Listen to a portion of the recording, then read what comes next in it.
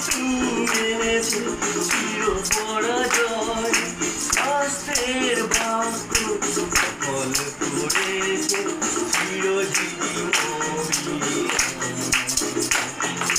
জীবিত যিশুর গান